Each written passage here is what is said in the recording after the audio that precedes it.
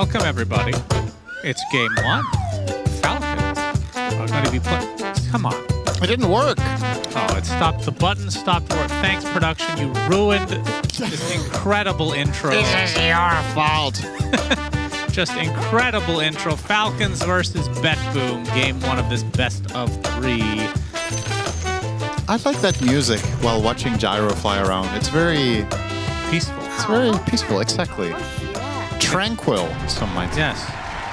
Thank you so much, ladies and gentlemen, for joining us on this podcast, episode 285. This will be a very interesting game for me to watch because we have Falcons playing, like the panel said, Falcon stuff. It's tanky, hard to kill cores, but they are playing against Slardar, who likes putting minus armor and making people weak, and Shadow Demon, who arguably in this game, if this goes late, can be the MVP of the whole game with Ags. Can break Bristle, he can purge Troll and ruin his fight, and with the 2 charges, if he were to get both of those off, can just set things up for success for BetBoom. So will save enough gold to be able to purchase that is the real question. Yeah, he hasn't exactly been getting all that rich in the games that we've seen from BetBoom, and my biggest concern here for their side is knowing the quality of Falcon's lane play. This is so funny that he knows he's there because of the aura. This is a very strong lane. Tusk Troll is nasty for Mars Shadow Demon to deal with. So that one's going to be tough. Malrine mid tanking against Slardar. I think this... I actually don't really have a... I don't have a framework for how this lane is supposed to go. Like, historically speaking, tanking against Slardar is pretty even. But the way Malrine sometimes plays mid lane is very uncharacteristic with like pulling waves or finding a way of neutralizing the advantage that other heroes can have, but just pulling the wave into a neutral camp and then farming both at the same time with Sandstorm, for example. So that one, I'm curious to see how this one goes. Good start so far for GPK. And finally bottom, Jakiro, Gyro. Hard pressed to make a stronger lane in modern Dota than this right now. So I would say advantage them, even against the Bristle Hoodwink. Yeah, sounds like the panel was also on board with the idea that if you take away the team names, that BetBoom would have their choice, or be their choice rather, to win this game, but they have looked very, very spotty, Cinderin, to say the least. That's fair. It's not like the BetBoom that we are used to seeing, which when Kiritich joined, it felt like they did relatively well, but the ceiling hasn't been nearly as high as when Pure was on the team on his 20 different stints throughout the years.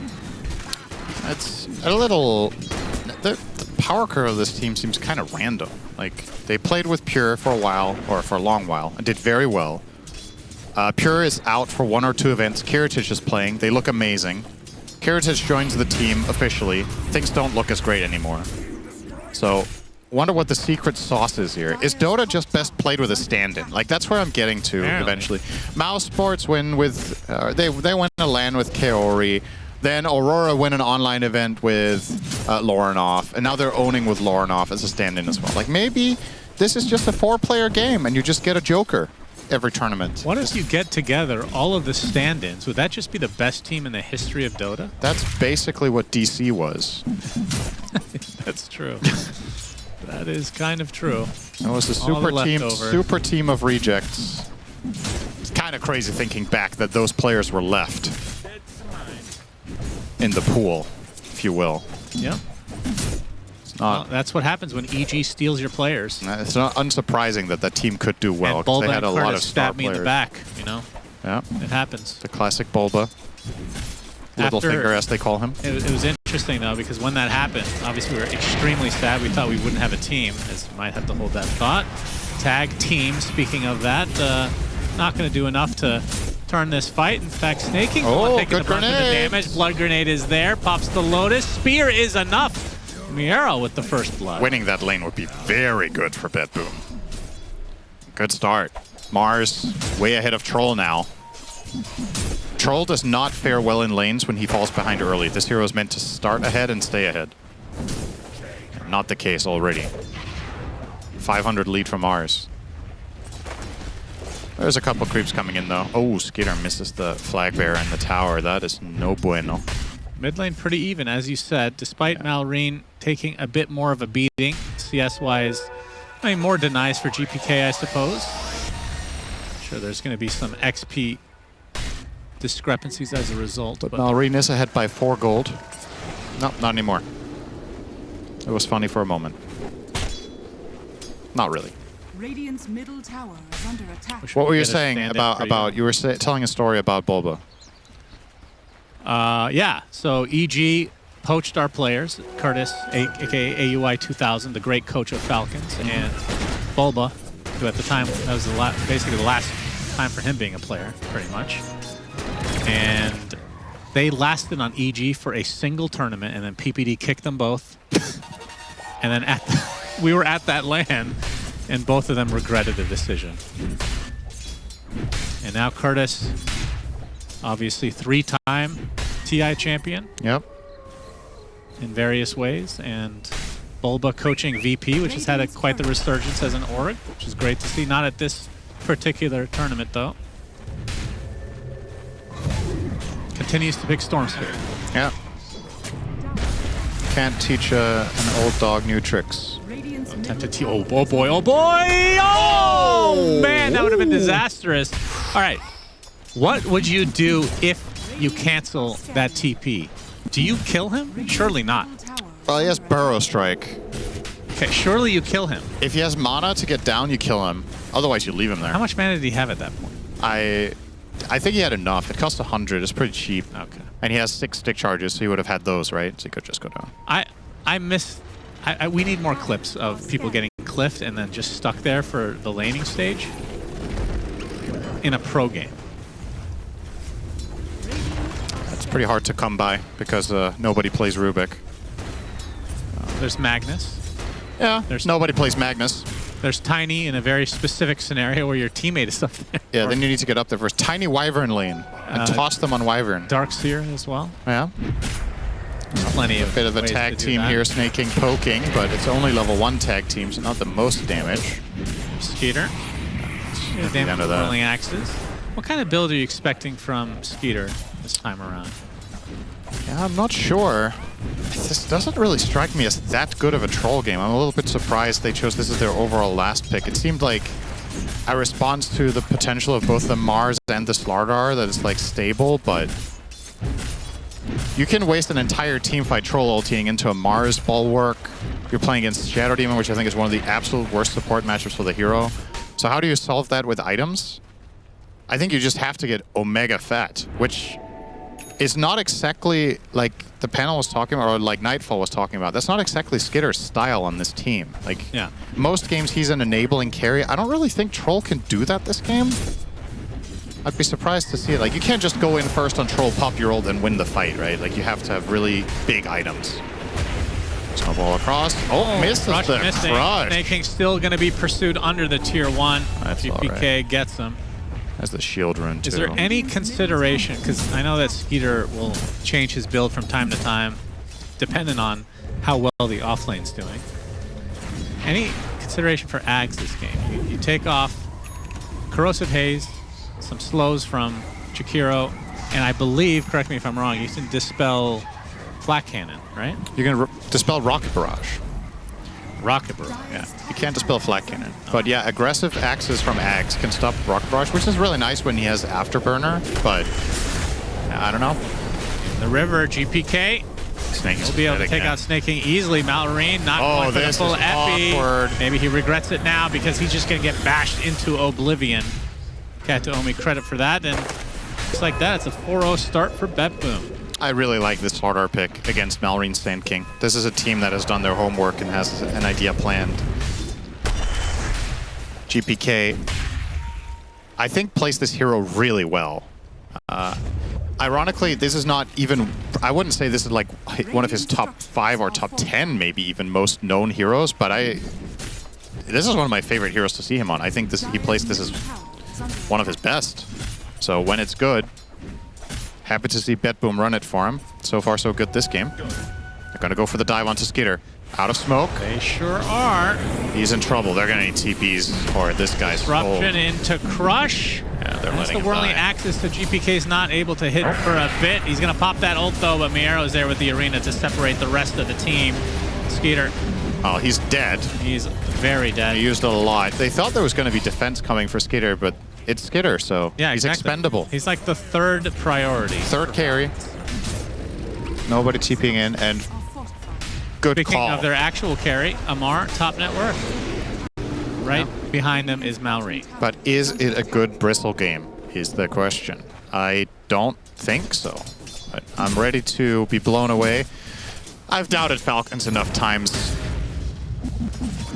in my life, and then they just outplay the difficulty or have a better understanding of what just works about these tanky heroes. But I do like what BetBoom are proposing here. This would be a start for them. Yeah, Malrine, first epi of the game, and It's a good nice one. connection for Crit as well to help secure that. That'll get Malrine them will be started. going for the quick blink dagger, so it looks to get very active.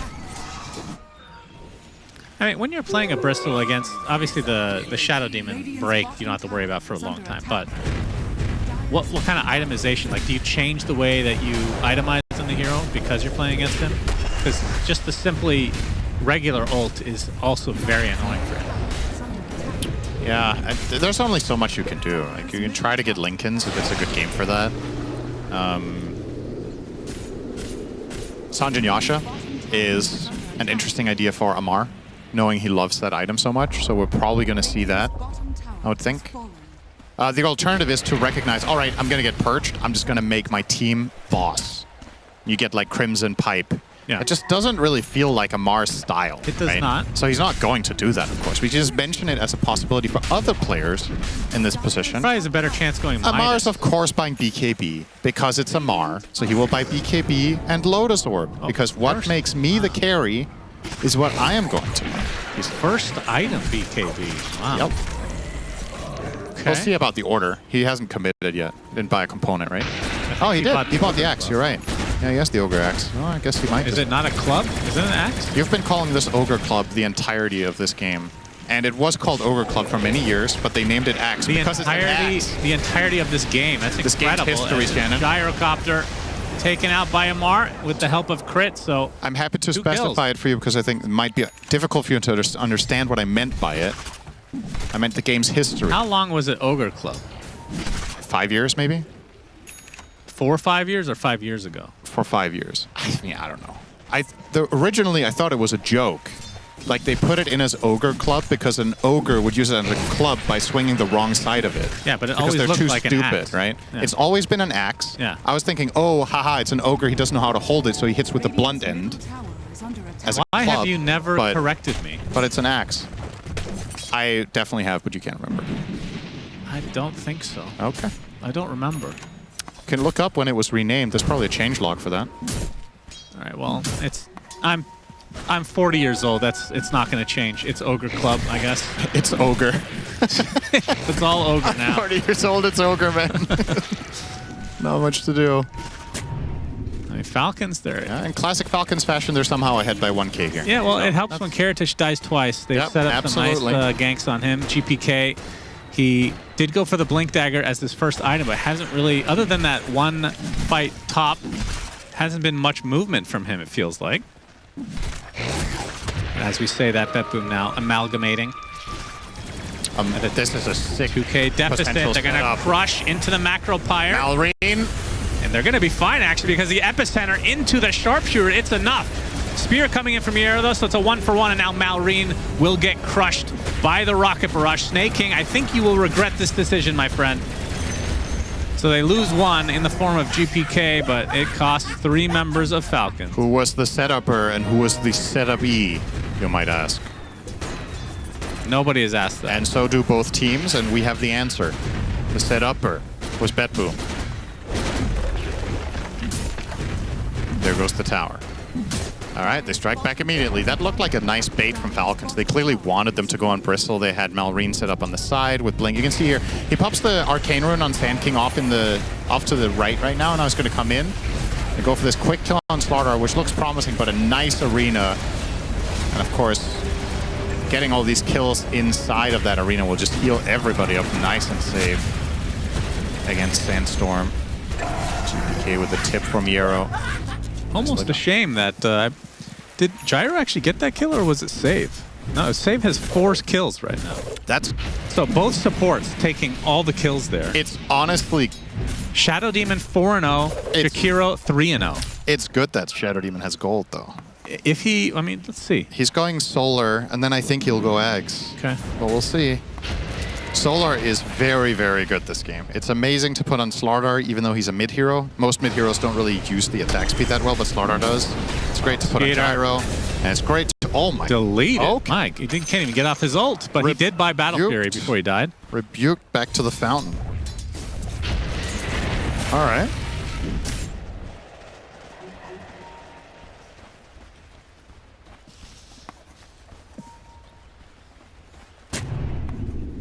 Snaking, actually. Kind of farm. Well, I say that. He's last in net worth. All of his net worth is going to be going into this Blink Dagger, as that is a very dead Gyrocopter again. GPK jumps in a little bit too late, but the arena from Miera will set this up as some sort of revenge. BetBoom losing 3 members. They're going to get 2 cores, though. Namar will drop. These 2 teams so far in this game have been really evenly matched. Some very good rotations, some very good responses. Excellent spell casting overall. Not many mistakes to find right now. This could be one, though. Caster Curse, as usual. Not really. I mean, he's drawing attention to himself, forcing TPs. I wouldn't really call that bad. 2 TPs mid to kill a Tusk. There's no tower for them to claim. It's not really going to benefit much. Effectively, Snaking is making space for Skitter with that death. Who is going... Yeah, what is he? Yasha next. So we'll probably just be the Manta against Slardar instead of Ags. Okay.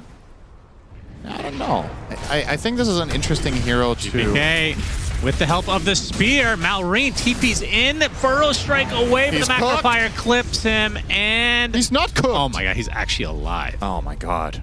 That feels super bad for BetBoom. That's a rare Scorpion that was very close to being well done, but... It is hard to kill a Scorpion, I can say that from experience. Such a nice spell combo earlier. Excellently cast from Falcons and decently cast from you. Thank you. Moderately okay. Moderate. Yeah. But a good response once again from BetBoom. They're getting a ton of value out of the Mars facet as well in these fights so far. You could argue against a hero like Tusk that there might be value in taking the Bloodsport, but we just rarely see it chosen anymore. No. And good riddance. Neither of us likes it. Happy to see it go. I wouldn't say I don't like it. You don't like it? Just viewing it, you don't gain any dopamine because you can't tell what it's actually doing. Oh, so you have definitely worked too much with Jenkins when you use that as an argument. True. Kataomi, sharpshooter will hit, but the spear from Miero is more important. Good Malrine down and out. 1-for-1 trade in favor of BetBoom. Miero's on fire this game. Everything he's doing on Mars is just landing. It's been an 11 out of 13 kills. What was he like playing GPK. the other day that we were like, this is not a Miero hero? Razor, was it? Yeah. Maybe? Yeah, this is the type of hero we like to see him. Maybe, actually, it might have been another one. It was definitely something uncharacteristic that didn't like have setup. Or Razor sounds about might have been that. Yeah. No, his Mars is incredibly good. He's delivering this game. It's very good for Mars to be level 13 at this point in the game. At 18 minutes. Mars sometimes has these games where he falls behind a little bit and the recovery gets tougher, but he's staying neck and neck with all the other cores. It's actually rather uncharacteristic to see Mars do this well in this type of composition. So a great look for him. GPK will be the doctor on demand. Yes, he will. And Kiritich with your favorite gyro build because it includes Ags, and you always question when it doesn't. So no need to question it here. GPK also going for Ags. Second item Ags. Very interesting. Yeah. Could argue for a BKB instead, but there's a ton of merit to the armor here and the HP regen. Just having staying power against Sandstorm, against Bristle. 40% status resistance, also great against these 5 stuns and slows. No. So Snaking has Blink now, so they have a save. Whoever gets speared into the arena or crushed can be Blink snowballed. It's tough to say with confidence that it's a save in this game, because what are you snowballing them into? Arena, Crush, Ice Path, and Flak Cannon and Call Down. True. It's Snaking has a very hard job this game, and so far he's 0-5-0, so he's been struggling with his hard job, which is understandable. I don't envy him playing Tusk this game. I think BetBoom have done what they can to make the hero. Sounds like you hate every hero on Falcons. No. No, I think... I don't think it's a good Brisk. I don't think it's a good Troll. I don't think it's a good test game. Arena. Oh! Spear misses after Miero was having such a perfect, flawless game. Don't praise the Walrus players. punch though onto GPK. He's still quite healthy, and more reinforcements are going to dissuade Falcons from going any further, but they are smoked now. And more obviously with that corrosive haze is going to show mid. Epicenter being faked out. No, it's not. It's actually going to be used. Save in quite a bit of peril. Burning down to that sandstorm. Gets off the demonic purge beforehand, but that's the prize. GPK destroyed. 3 dead in favor of Falcons. As Skeeter is actually getting the the Tormentor, so Crit gets a boomerang. Wait, is that still... Yeah. Still a Hunter's Boomerang. All right, they just gained 5,000 gold in 30 seconds. Yep, just like that. It's, Falcons are a special team to watch. It's just, there's no way about it. These guys just play their own stuff. Stuff is meta. They don't care. They try it sometimes. If they don't like it, they go back to their old ways, and it just works more often than not. This is a clean initiation from Malrine.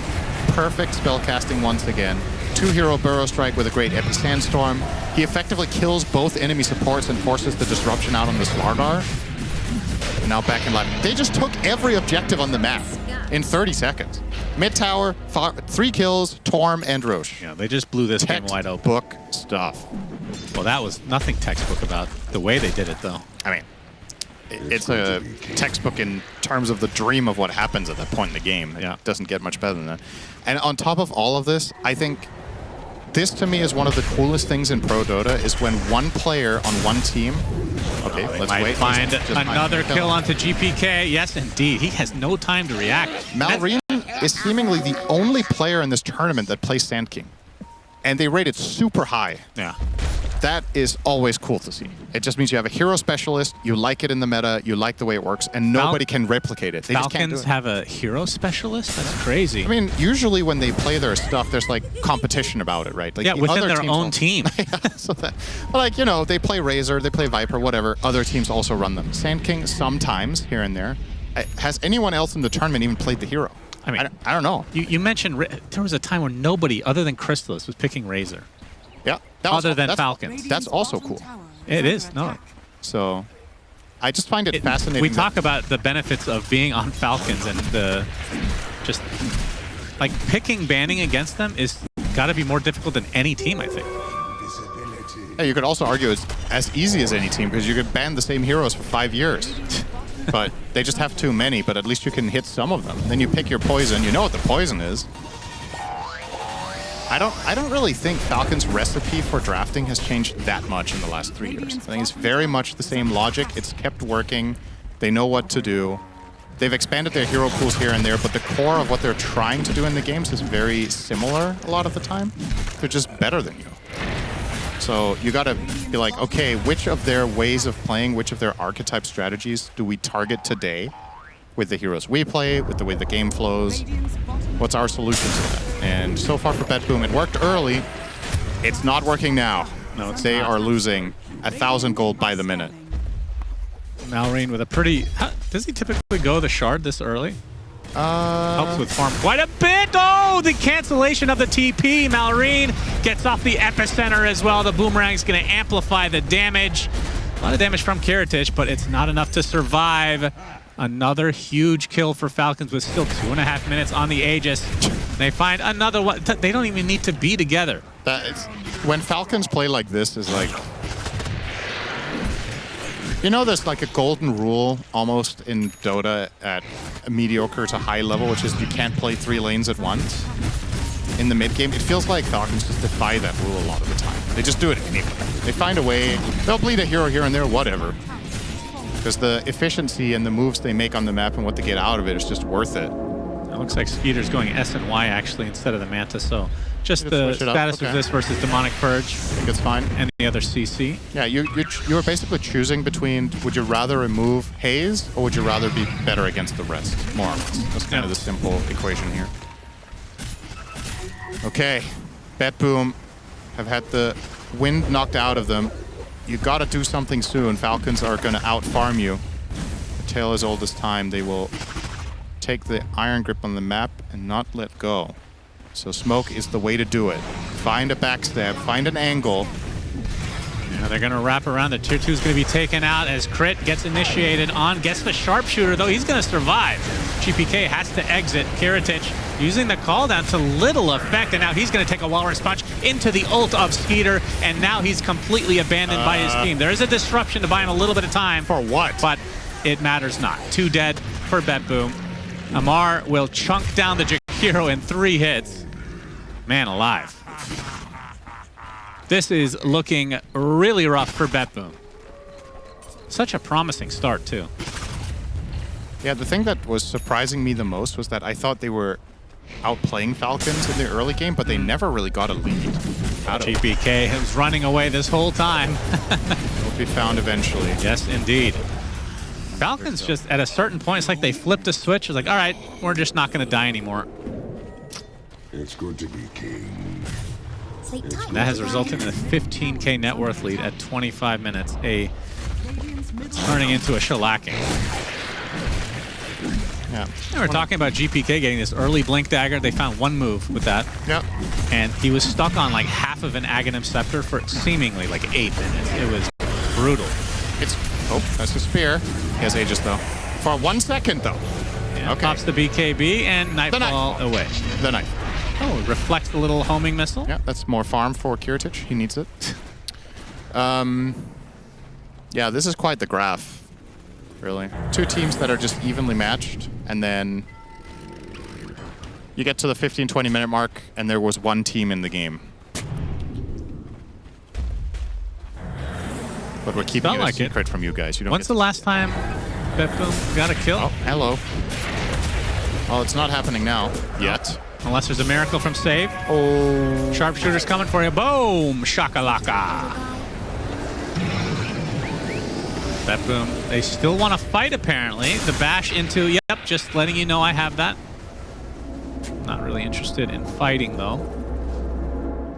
It's like a fight in the NBA or a scuffle. They push each other. Nobody really throws punches unless they're deranged, which actually did happen recently. I should update you on the podcast sometime, but usually it's these fake tough guys, you know?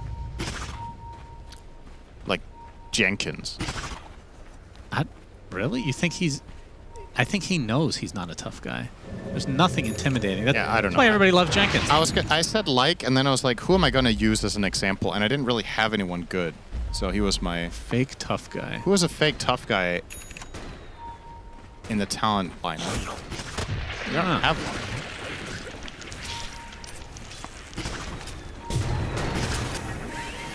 one. Mar? We're all just cute and cuddly. This is true. Okay. Reflected. The missile. Epicenter. Oh, the double burrow strike. Oh, Look at the my. damage. And the homing missile. Oh my god. The travel time on that homing missile. It had to do work. But it was hilarious to see the end result. 4 kills. This game's just over. It's just really over. is just over. BetBoom haven't done anything good for 10 minutes. It's just fascinating to see. Malrine is smashing every fight. Jumps in, gets a 2 or 3 hero burrow strike epi. The moment those 2 spells are cast, it's lost. Like, you can see this fight's over now. Perfect. Look at the layering with that homing missile. That came from the river. That Lotus has been pretty damn good for Amar. This is just one team that is just better than the other right now. And BetBoom had me inspired and looked very hopeful in the early portion. Since then, there's been one team in this game. And you had a chance after you lost that mid fight and Falcons got the Torm and the Roche. It was always going to be hard. that hope now is as slim as you can imagine. You need like a dream fight. You have to, I don't even know who you initiate on. If you can somehow kill Sand King early or not, at least prevent him from using his ult. Another homing missile reflected. It's actually going to hit again. Heritage could not kill it in time, but the double crush comes out from GPK. Crit on the outskirts, wants to get a sharpshooter. It's a good one on the Mars, but they have lost the support in the form of Snaking. Reflected homing missile. Yep, it's coming for you. Heritage gets to the other side of the wall, though. Oh, Malrine. Oh, he's a doctor right now. He's gonna show off his doctor. He gets a double burrow strike epicenter combo. Just call it. This is so over.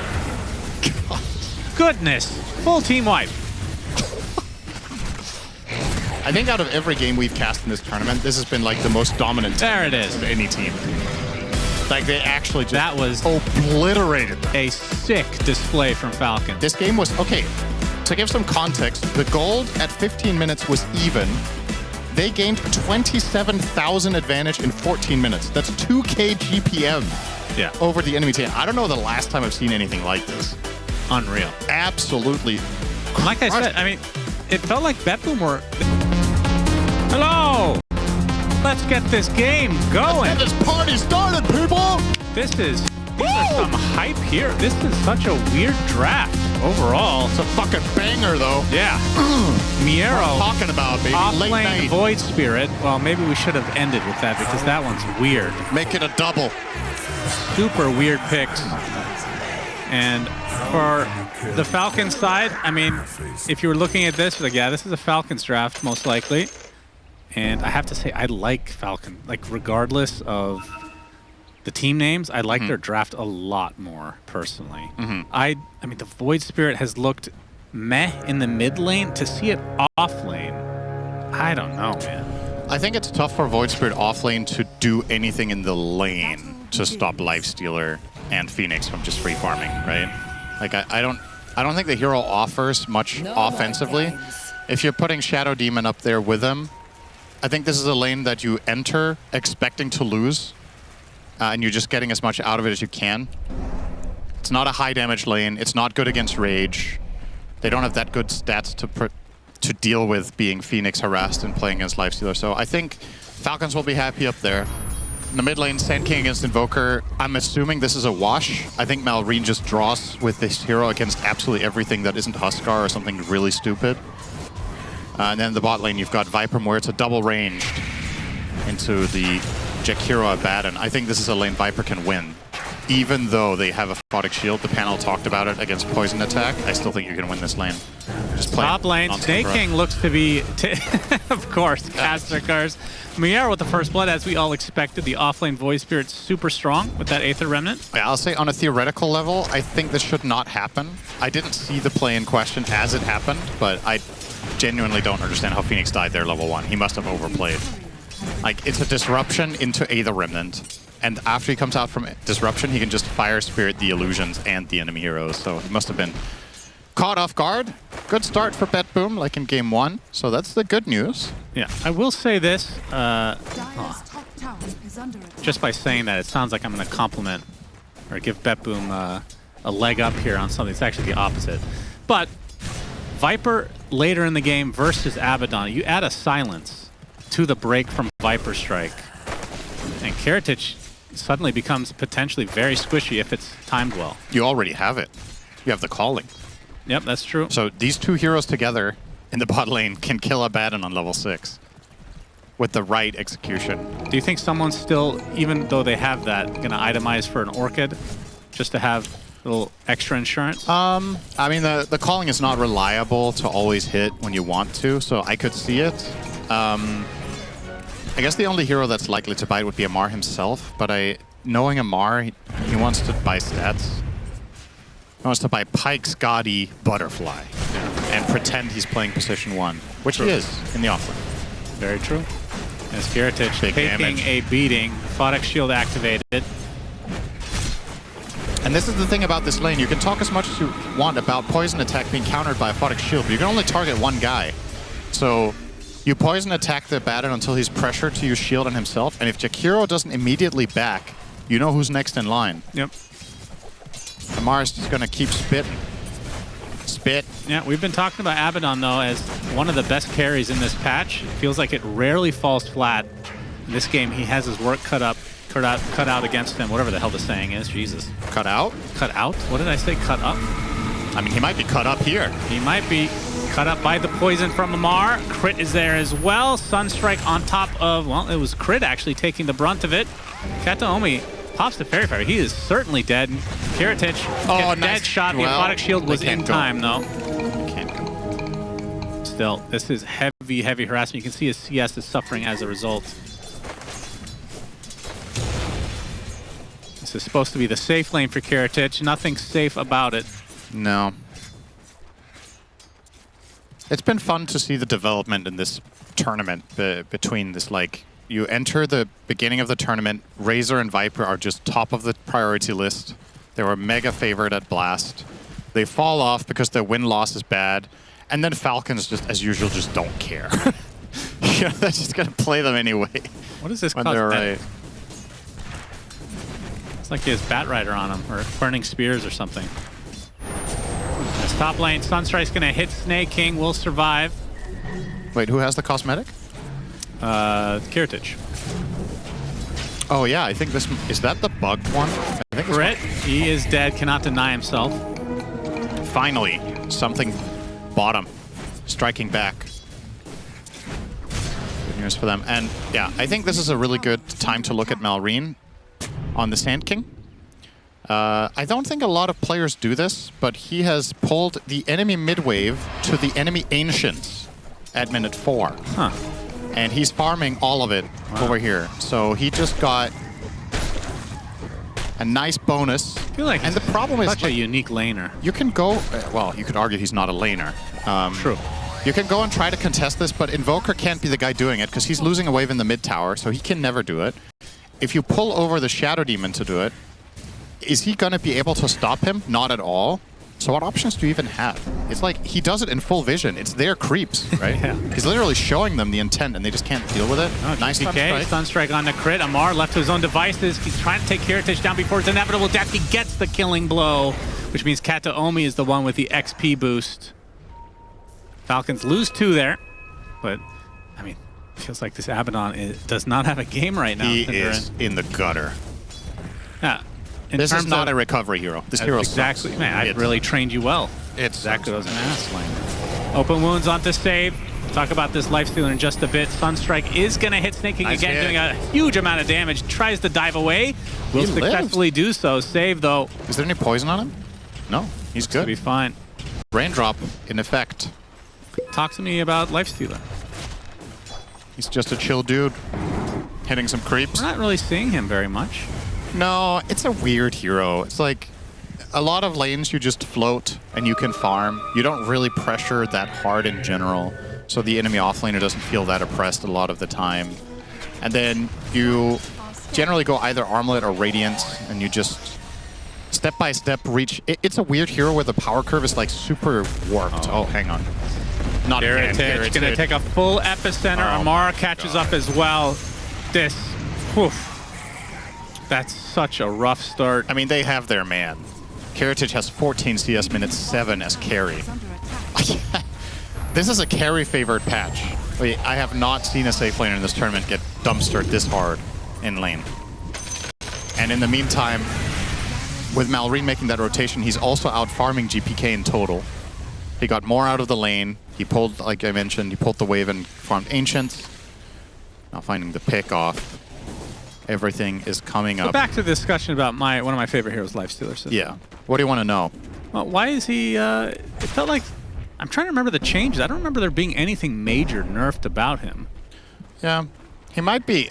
To be honest, he might be slightly underrated. I just think part of the reason he's not as favored is that I think in this patch, you're oftentimes focused on winning your lane hard, right? Because you have the strong lane, so why not use it? Yeah. And Lifestealer just doesn't offer very much. You're effectively saying, hey, position 5, win the lane for me.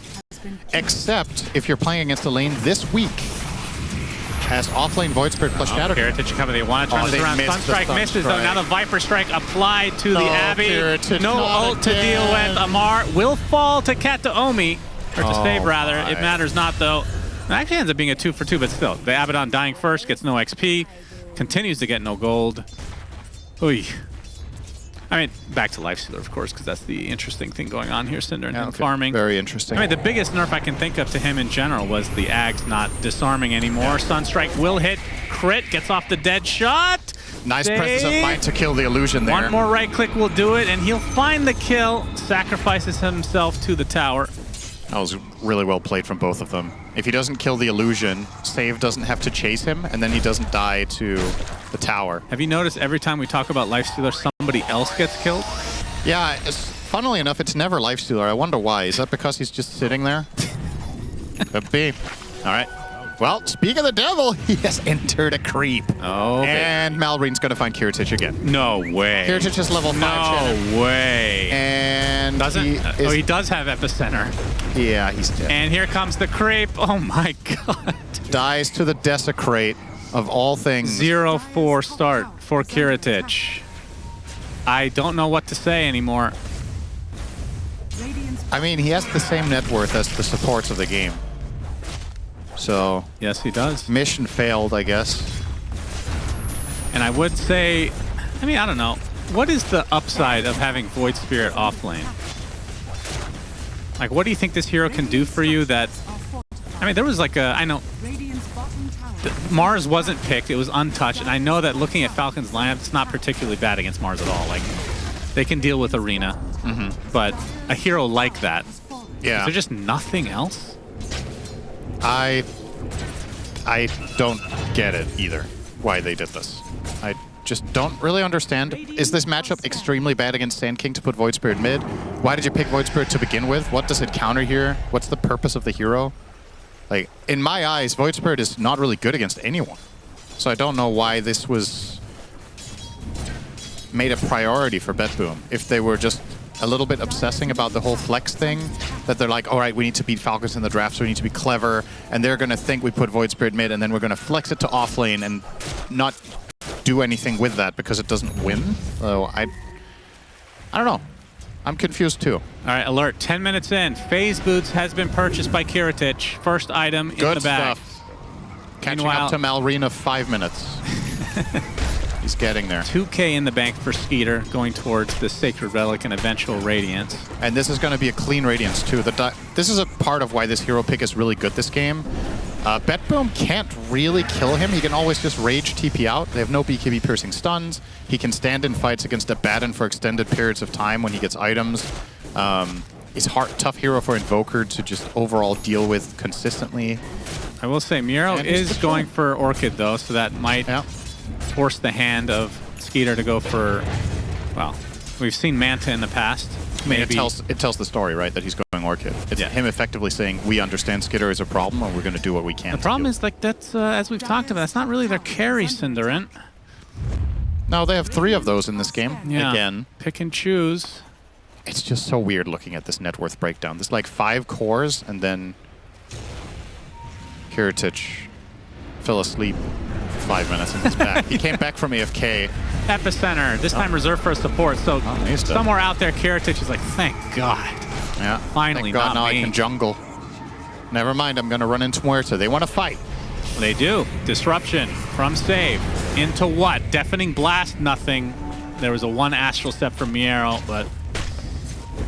yeah. Was he not in time to put the... Oh, I'm actually not sure if you come out of Disruption and you mash Burrow Strike, if you can burrow away from... If you still get hit by the Remnant, but you can burrow. Because I think maybe you still travel and then you get taunted. It's a pretty rare interaction, but it might happen. Either way, I don't think the Remnant was placed in time there, so we didn't really learn anything, but... No, thanks for the brain rot. Well, the reason it matters is that BetBoom's combos are Disruption into Ice Path and Disruption into Remnant. Kataomi is going to surprise him with a level 6 at 12.5 minutes. Crit. Sunstrike hit. Nice combo. Doing most of the damage needed. Pops pierce the veil, and there is the Macropire to burn him up. That's a lot expended for him, but they got to find something. Kiritich. Amar's going to force him to ult here. Yes, indeed. Yeah. Okay, he does. I think that just activated on its own at the end there. Might have. I think he might have skilled it at the end. I didn't pay close attention Oh, yeah, to that. possibly. But That's a low cooldown, though, on the Viper Strike. okay, let's look at this from BetBoom's perspective. How do you stabilize a game like this where Kiritich is not going to contribute, okay, for 10 minutes? He just isn't. Hold This on, guy before you needs go to any find- further, Sinner, what level is Miero's Dota Plus on this hero? It's level 25 plus with that icon. He is? Yeah. Really? He has Master Tier. That's really surprising. Wow. You gotta Not have based a on his good reason performance, to just in general. I mean, I've never seen him play this. He's good mechanical on the hero. It's just not. Maybe only in Stop pubs, then. Okay, go ahead. Sorry. Really. Yeah, I'm just thinking, what do BetBoom do? I think you have to play around Void Spirit, and you need Sunstrike on every play, and you're trying to kill, I guess, Sand King and the supports, because I think killing Lifestealer is borderline impossible, and I think Viper is very likely to backfire. Look at Amar's build. Yes, sir, I would like to buy one of each HP you have in the shop. Bracer, Fluffy Hat, Wraith Band, Wand, Dragonlance, and Treads. Every single item in his inventory gives him health. And he has level 4 Corrosive Skin. Now, obviously, he doesn't have Caustic Bath, so he's less tanky than he could be.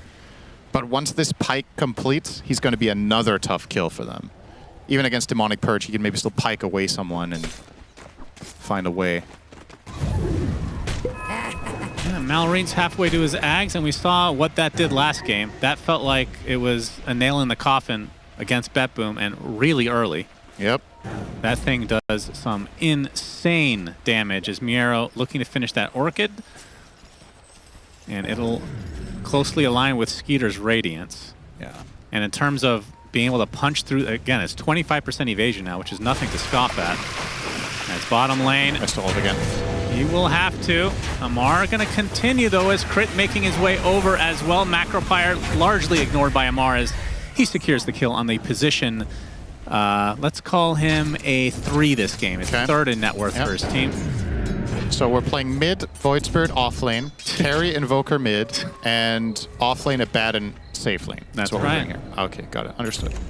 That was their plan all along. There's the Orchid. So this is a moment of opportunity. This has to pay off. I think you're looking at chaining moves together.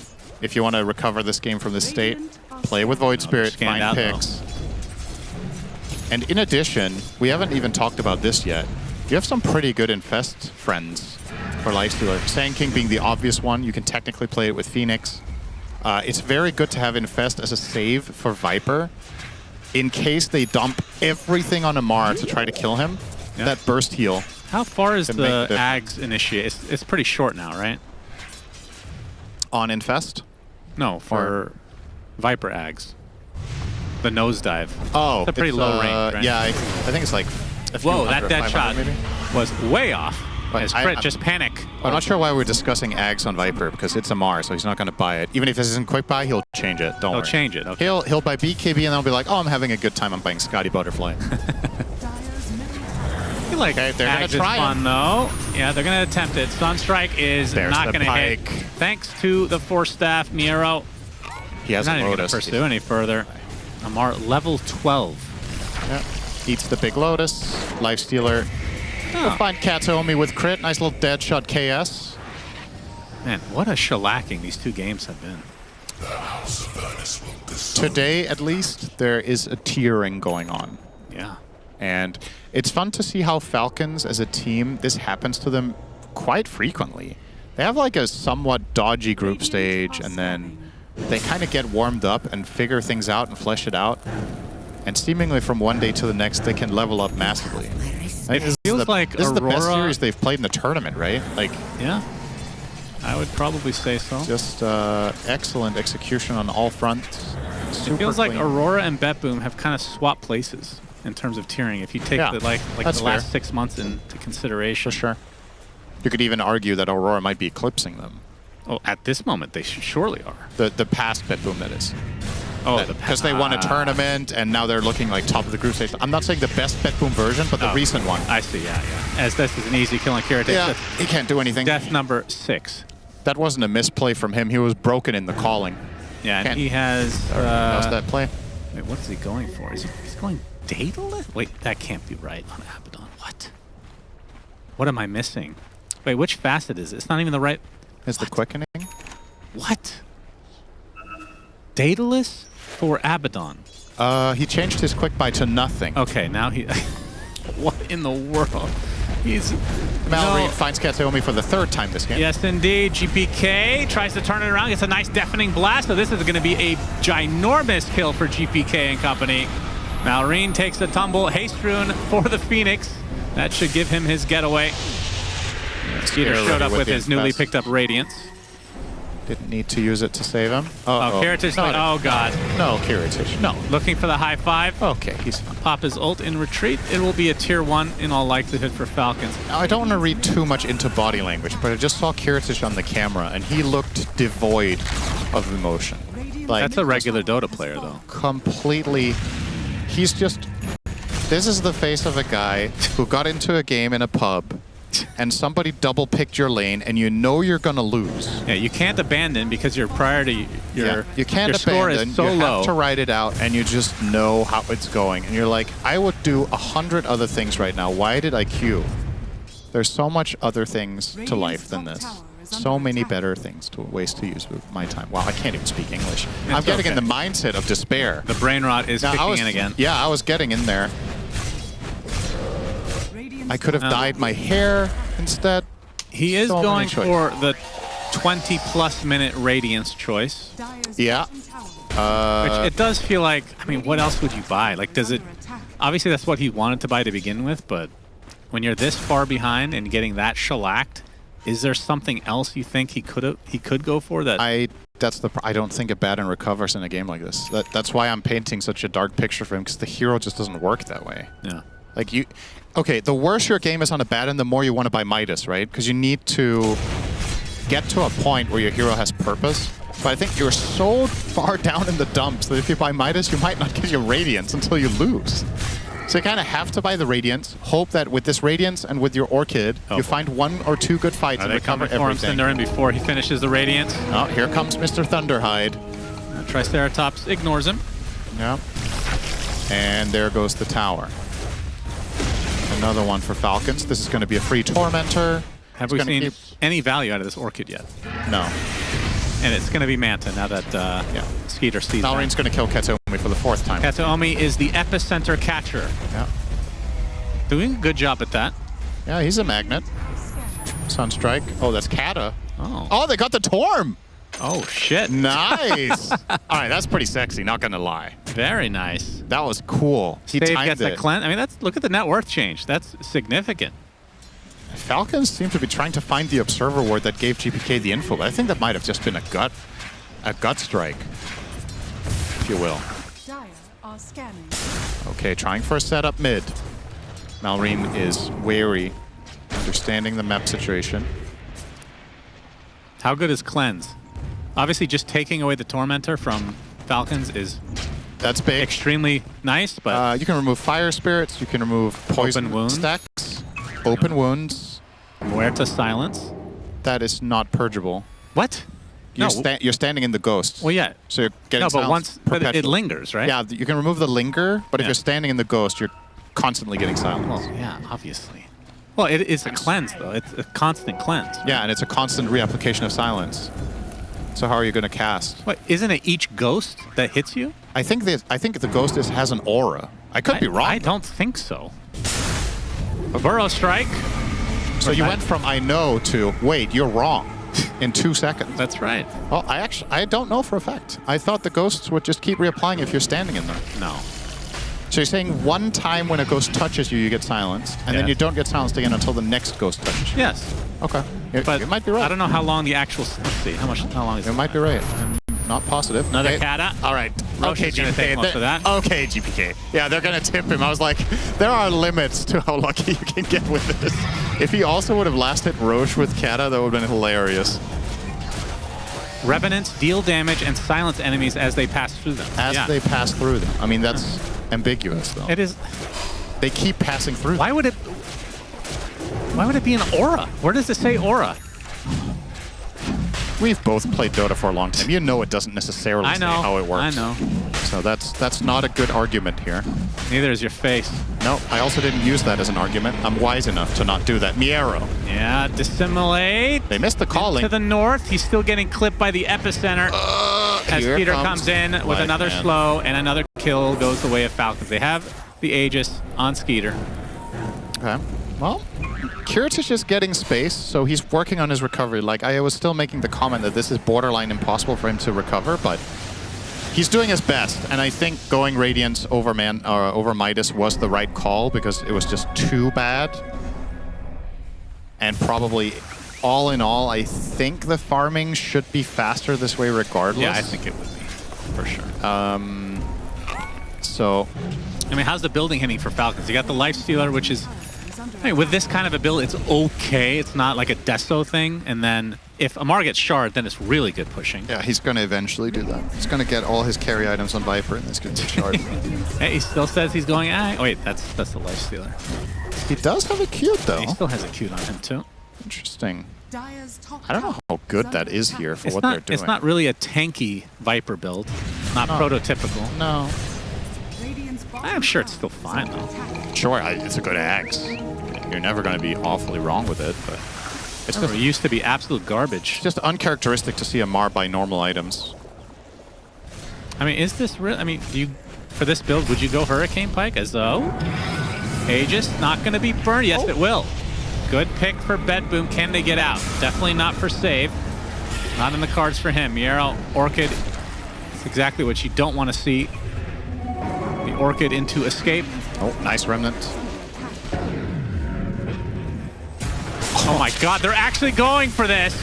I was wondering. Attempted TP. Not going to be there. 45 seconds on the deck. Sickos. Tier 2 tower for Falcons.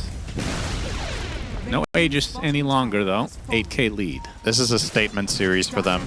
We had a bad group stage 1. We made it through. And we're better than that. And they are just planting a flag in the enemy base minute 25. How long was the last game? It's like 30 minutes, I think. Roughly. Yeah, because it was even at 15, and then, yeah, they beat them sub 30, I think. Maybe looking to replicate that, at the very least entering the base at the same time. Crit has Atos halfway to an Ags, which... That axe is so good. Sickening how good it is. Should really make a tier list. Then we could just... We can just view it during the cast. Refer to that. Oh, he's buying axe. That's good. That's the 42nd best axe in the game. See, it's very interesting when you put an exact number to it. I should start doing it. Instead of saying top 10, I'll say this is the 11th best Aghanims. And then you have to list the 10 above it because otherwise people are going to complain. No, they will not. I was just like, oh, okay, that's interesting. Most people tuning in think that what we're saying is truth, right? Because who would hire people that are morons? Most people think that? I think everyone thinks that shit. Yeah, I think we're always on the money. Never wrong. Except for when we talk about Nightfall. We couldn't have been more wrong, it seems. Oh, Malrine, disruption, ice path. Okay. Yeah, they get the stun lock Remnant. into the ice wall, Orchid. into the Orchid. No way to get rid of it, so Clean Malrine has to sit for a bit. And I know that's hard for Zoomers these days. Yeah. His second death of the game. He was only 300 away from BKB, so that will not happen. Yeah, this is the last chance they get of killing him in that fashion. Finally, that Orchid pays off, Samira. It wasn't for what we thought it would be, which is Lifestealer. Yeah, since he bought the Orchid, he's 2-2-0 on Miero, so has killed something. I mean, this is about what I expected out of the Void Spirit. It feels like, even if it's mid, it almost always is lingering in that bottom net worth of cores. Something about this hero, it's like it doesn't farm unless you get kills, which is not ideal. I think the reason he landed in that spot in the past and the reason he lands there now are a bit different. And I think it's easier to not fall into the trap as much because of the change to the shard and people understanding the value of buying it now. Like, they're buying it as a farming item, just leaving it in camps and going next camp. So you're farming like 2 camps simultaneously with the remnant, right? You're talking about the shard, right? Yeah. So it's like, it's okay, but it's still not as fast as truly fast farmer. So if you don't get any plays, Radiant are scanned. you should still fall down. And now we are approaching the dreaded moment in this game. Do you know what's about to happen? at 28 minutes. It's not about the timer. You're going to keep speaking. That is a dreaded moment for sure, but Abaddon is about to go up the ladder by 1. He's almost 5th in net worth. For the first time this game, at 30 minutes, he might just crack. Can you catch him? 5th position. He's about to overtake Void Spirit. I mean, I thought it would be worse than this. Me too, actually. You said he couldn't recover. BetBoom, I mean, he still has recovered in my eyes, but he's done a pretty good job. You win like half of a fight, which is a tall ask. You're kind of back in. It's definitely, he's doing better than I expected. I would agree. He's getting there. He's still the weakest core, and his hero is pretty countered, but there's hope. He has BKB now, though. With great execution and with that BKB, maybe, just maybe, you'll find the right moment.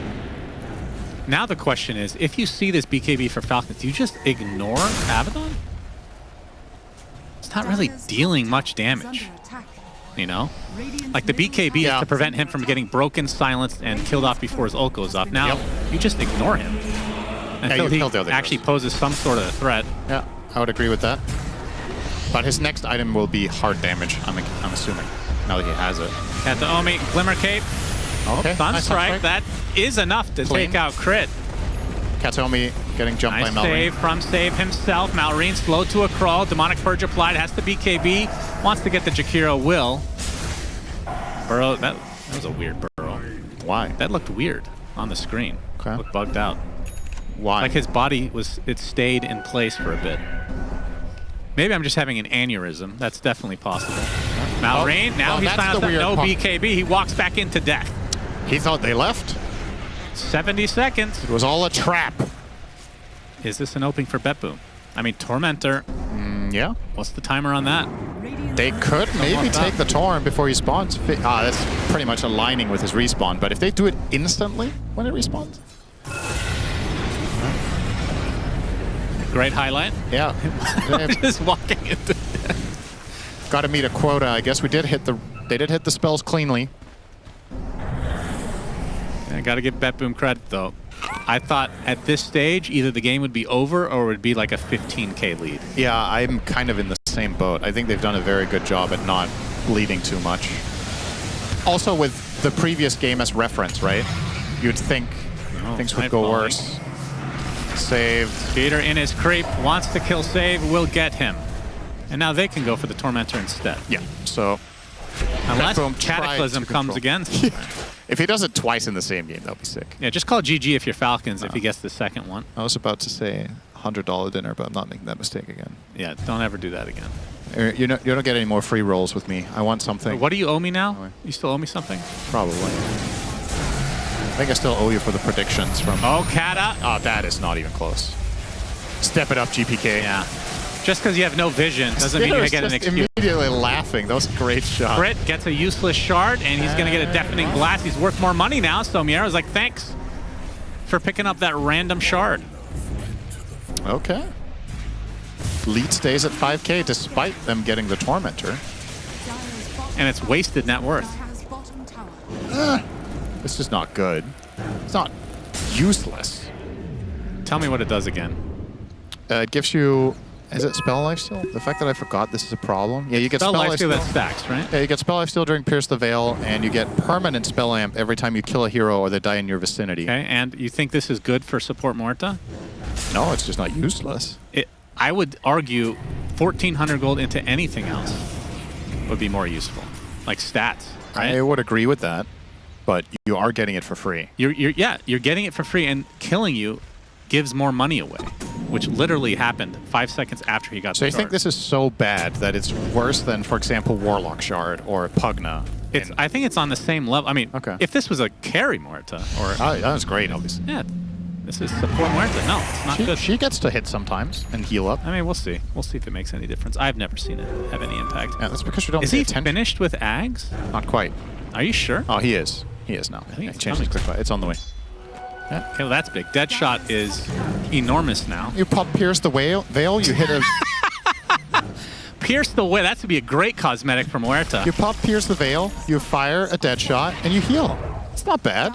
Imagine Pierce the Whale with Ghost Ship from Kunkka. The combos, just endless. The shark one, of course, the cosmetic. Radiant's middle tower. Okay, is smoke under on both sides. Every chest that Valve puts into the game is actually technically a pierce the whale strategy. Yeah, that's true. our scanning. We're They trying do to do rely on okay. those whales. Big moment here for BetBoom. Yes, it is. Sunstrike's going to scout out 2 of them. Snaking on the outskirts, crit as well. They spot him, though. He's Nice worth fight. 1,400 more gold, Cinderin. He's going to die right off the bat. Into the Sunray, though. The Burrow Strike's going to connect on Jakiro, who gets dropped by Amar. The egg is placed. Malrine will watch someone nightfall away. Kiritich, he's kind of left alone. Amar thinking about pursuing, can't really catch up, though. So the supports are the ones that the Falcons find. Yeah, this is the issue that I think BetBoom is still going to have in this game for quite a while, is they have to commit so much when they go in. And even if they get a kill, do you have the staying power afterwards to fight the remaining cores? You're probably going to have to commit 2 or 3 Invoker spells, Void Spirit jump ins. Oh, hang on. Really? Does he have Nero? Sunstrike for this? Oh, the Burrow. Amar gets the Aegis, though. He got the Viper Strike, Able right? to Astral TP away. Woo! He pops in Still did. base. Oh boy. Oh, he bought Fairy Fire, I think, for that, yeah, right? he did. That was Damn. a very fast purchase. It really was. Now it's marked for sale. Yeah, now he's only going to get half value out of that, so a waste of 30 plus gold. You're going to see the replay here. So this is a very good force theft, first of all, to get him out by Amar. Good pike usage, but Kiritich gets into completely compromised position. Amar's going to pop his ulti and leave him alone, and GPK already has to leave. That's the problem. When heroes get on top of you for the Radiant, it's hard to structure the fight against these big boys. And Kiritich didn't have the opportunity to use BKB in a meaningful way. Not really. Is it still 9 seconds? Radiant's middle tower is under attack. No, it's 8 now. Yeah. All right, well, there is the shard for Amar. So these buildings will start to melt. Only 1 tier 2 will remain in that top lane. Or Kiritich has remained right now.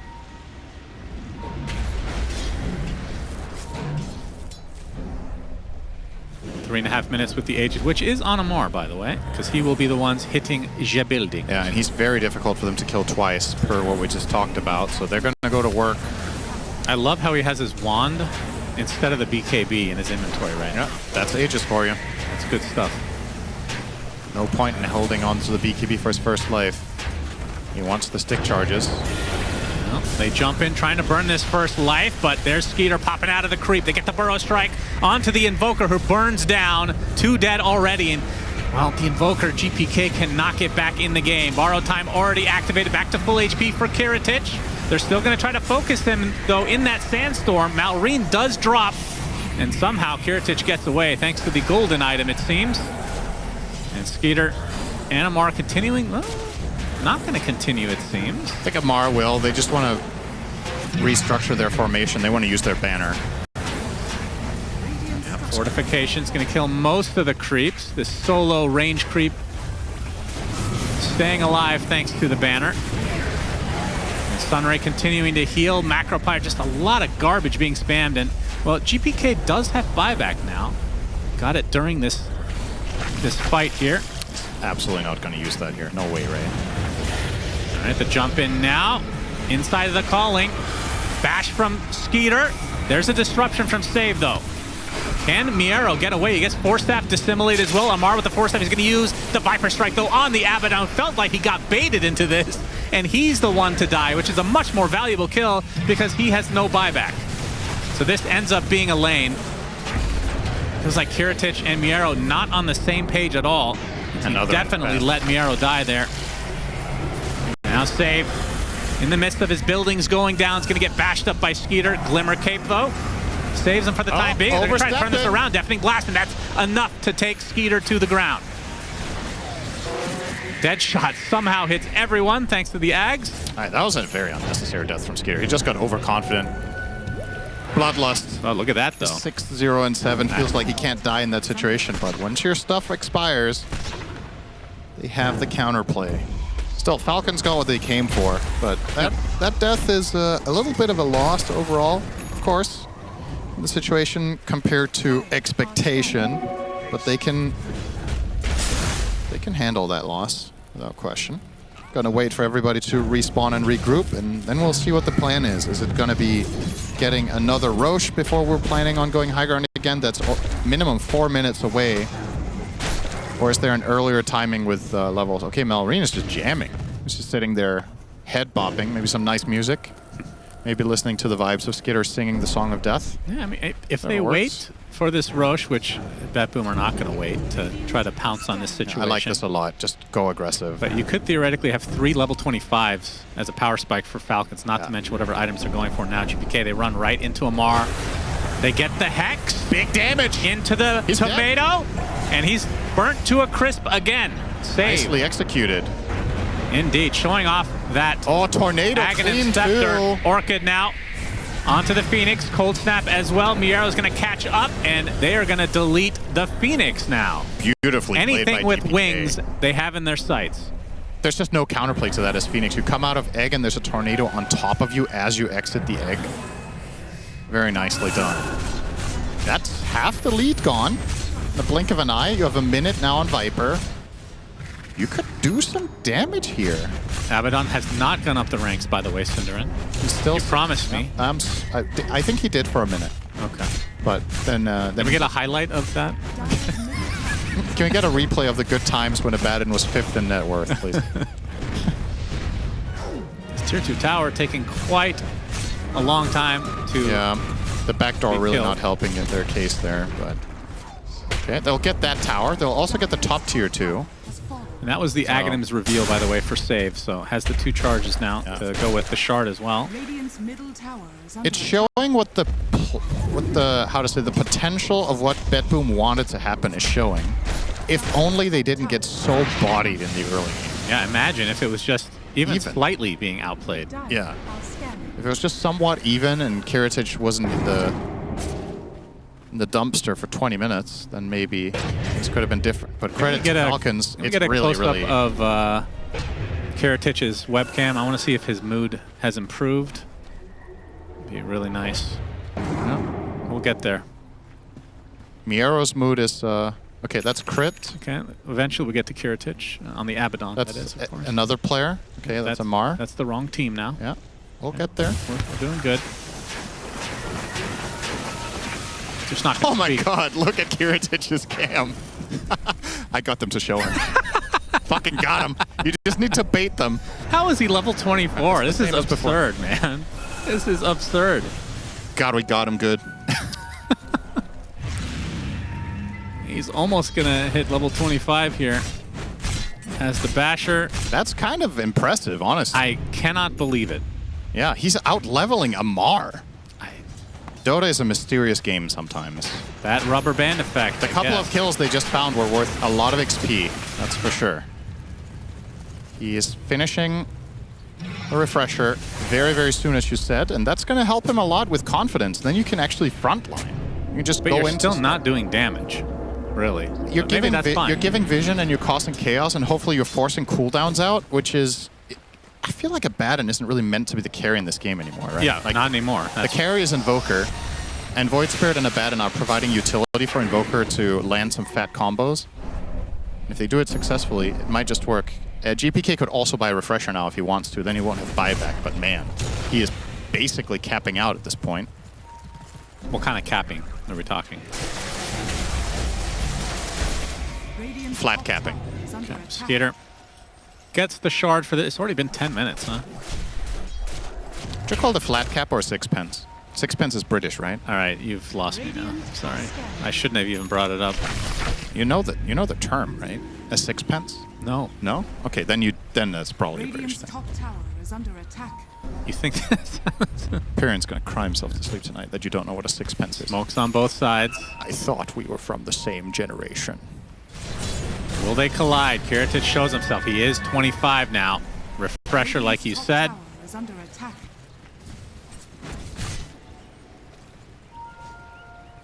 Wrapping around. Infest in Malrine. He is a huge Scorpion. The bigger you are, though, the less poisonous. Oh. IRL, FYI. Is that how it works? It actually is. The small ones are the ones you have to worry about, but Malrine's a big, juicy boy right now.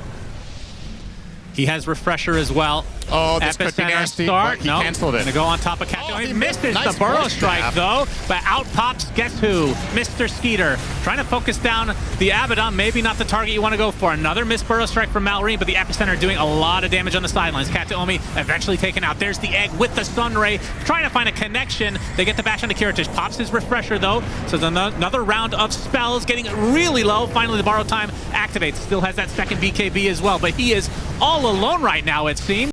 Gets infested, bashed up, and nowhere to go for the Abaddon.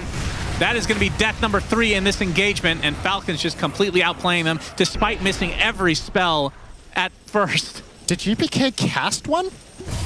I didn't even see He's GPK. full mana. I didn't even see him. Were they just that zoned off that they couldn't string anything together and they're not? Huh. Abaddon survived for 30 seconds. I think the only thing GPK He did still has refresher too. He did the Ultra Nightfall. Let's have a look at that. I think he BKB ran away. What color is he? Teal? Yeah, just look at Invoker. On the bottom, yeah. Just look for an Invoker spell on screen. Is there anything being cast? I haven't seen a tornado. not I yet. haven't seen it. There's Meteor. Meatball. Meteor. Okay, Meteor. Meatball on GPK himself. Meteor into BKB runaway. Yeah, Oh, he that is not the type of fight you're looking for. Kiritich is like, I suffered all games you can carry. Yeah, they had such a good chance here in this fight. I mean, Malrine whiffed 2 burrow strikes. How often is that going to happen? Ugh. Kiritich is like, yep. Where's my mid at? Mid diff. Imagine him saying that after this game. It's the classic. That's the pub completely mentality. pummeled in lane. Mid diff. Oh man. All right. Well, To the Rockman we go, and It's this a free shall one. go to bonk. I guess give this to. Do you give it to Lifestealer or Viper or Malrine? I think all 3 of them are viable candidates in this game. well, Malrine's definitely not hitting buildings, so I'd give it to one of the other 2. You could also do the Tundra and just leave it there. That was unreal. How does that happen? You tell me. And heads up to... I mean, fortunately, they just stomped the game, so it didn't matter, Yeah. but it's just funny to see them actually forget the age. And Tusk, I forget who was playing it, was definitely paying attention to the text on the Yamich, screen. I think, that just walked in and took it. Yeah. That's definitely a highlight of this tournament. Yeah. Okay, Falcons. This is the time when the killing blow is potentially imminent. They've taken 2 lanes of barracks. They're in a good position to take the enemy triangle area, push this out, make a foothold for themselves.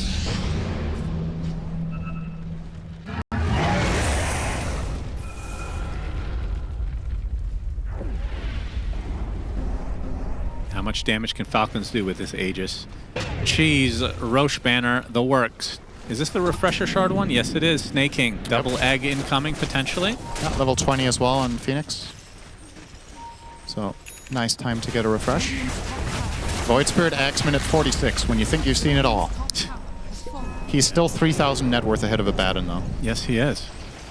Well, up to the high ground we go. Okay, he was off-laner in this game. How are you going to approach this as BetBoom? Well, you better approach it before it's Okay, he gone. does damage now, Cinderin. Divine Rapier for Kiritich. Potential last-ditch Okay, effort. I fuck with this. Well- You got to do something like that. Yep, oh, Miero not getting the memo. Space. Simulates on top, Don't be Astros forced to this. away. BKB charged down, though. Having to BKB for it isn't great, but forcing the disc was nice. Disruption. Kiritich is in there. Yes, he is. And Gets he's bashed up instant to start. Bashed again. Pops that ult. Burrow Strike Epicenter combination with the BKB as well. Save.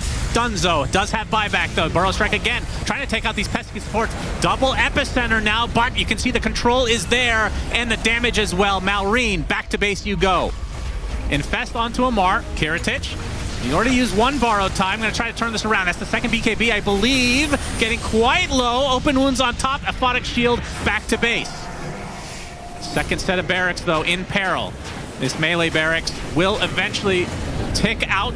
And Miero going for the backline, but the backline now includes a core hero with the bash and the dead shot. Down Good he goes. job for the Golems. 80 seconds. Congratulations, Golems. Oh, you're right. It matters not, though. It's a death nonetheless. That's effectively... Wait, is this the last lane? Yep. This is Mega Creeps. Yep.